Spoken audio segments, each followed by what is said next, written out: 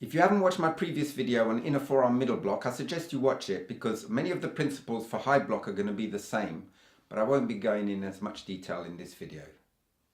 A high block is used to protect against an attack to your neck and areas above. I'm going to be showing you how to do an outer forearm high block.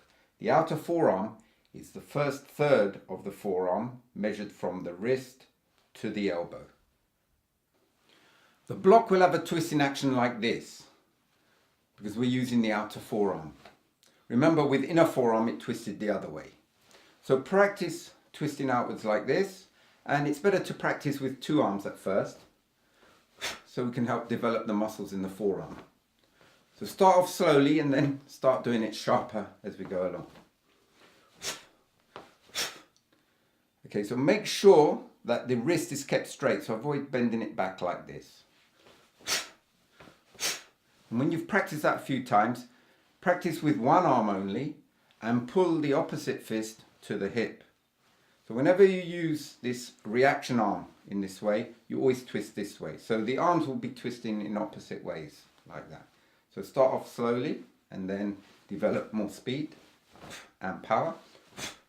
Make sure you twist both wrists at the same time.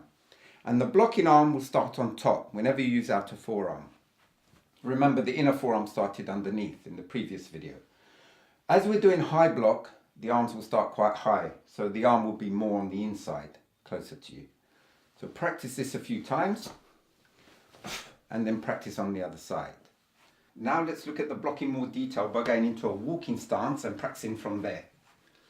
Firstly, relax the body and go into a neutral position so your fists are in front of your chest, and bend all your joints so your body's relaxed and your body will drop at this stage.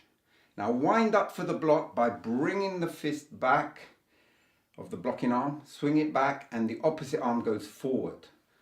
The palm of the blocking arm will be facing towards your face and the palm of the opposite hand will be facing down. So you move them in opposite directions, your body will raise at this stage, and then you drop sharply as you execute the block. So practice this movement slowly at first.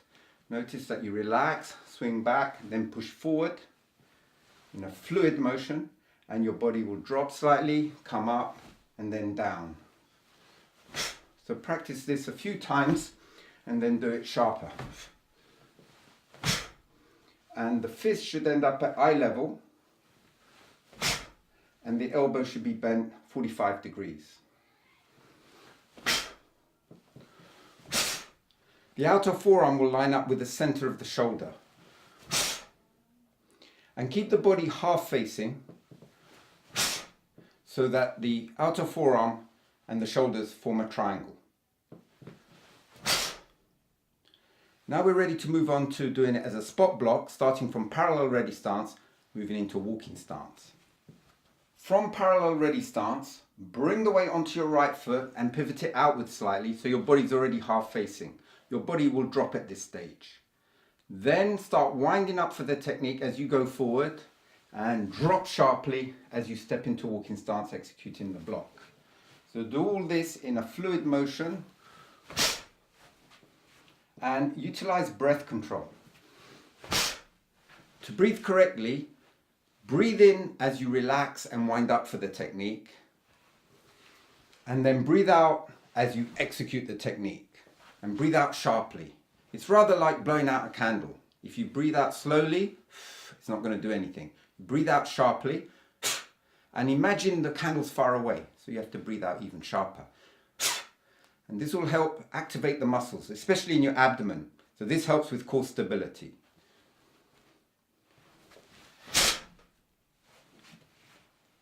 The block, the reaction, the stance and the breath should all finish at the same time. So avoid doing something like this. That's completely mistimed. Also notice that your body will drop slightly, raise and drop sharply at the end. This is what we call sine wave. I will be describing sine wave motion in great detail in a series of videos dedicated to that subject alone, because it's a very misunderstood subject in Taekwondo. But we'll leave it for now. A way of getting power in your technique is to use a jerking movement from your abdomen, just as I described with inner forearm middle block. So it's a very short, sharp movement, and it helps to add more mass to the block, like that. So try to utilize that as well. Now we're ready to perform 10 outer forearm high blocks as a spot block, starting from parallel ready stance, moving into walking stance. So let's do it alternating sides. Hana, tul, set,